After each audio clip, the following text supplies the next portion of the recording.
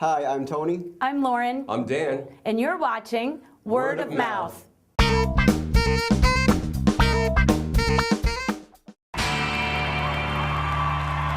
been a hard day's night, and I've been working like a dog.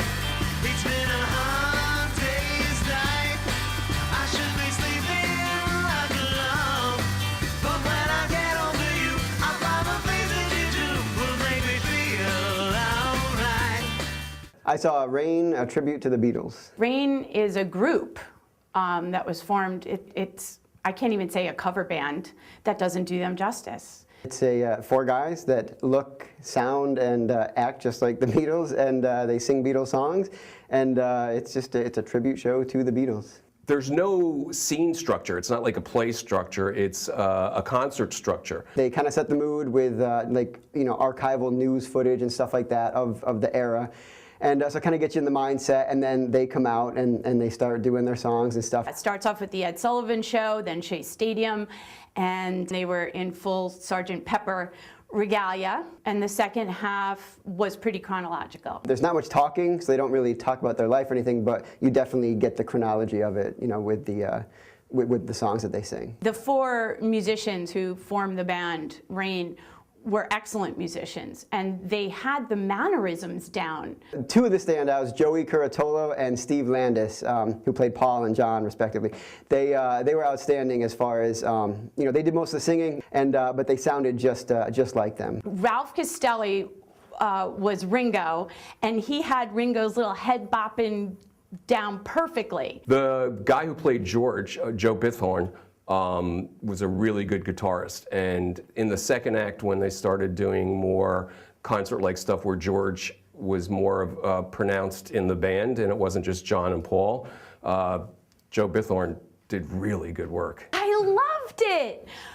Not only was it really fun, but before the intermission, they sang Yesterday.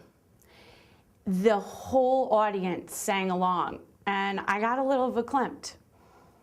And I'm surprised, but it was very moving and it was very touching. At the beginning, they're just reproducing known Beatle footage, and then what happens is that they start talking about, well, we all like the Beatles, blah, blah, blah, and so they break the fourth wall, and it pretty much goes away and it becomes a concert. I didn't know if it was supposed to be a show or if it was supposed to be a concert, and when it finally just becomes a concert, it works really well. I am not the biggest fan of the Beatles.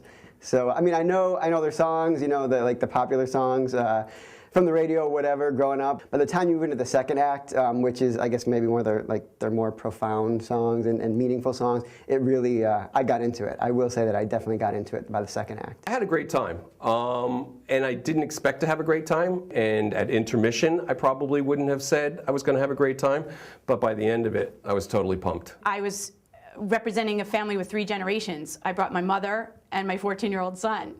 So, and I don't know who had more fun. All 3 of us loved it equally. If you're looking for more traditional Broadway fare, I would skip it.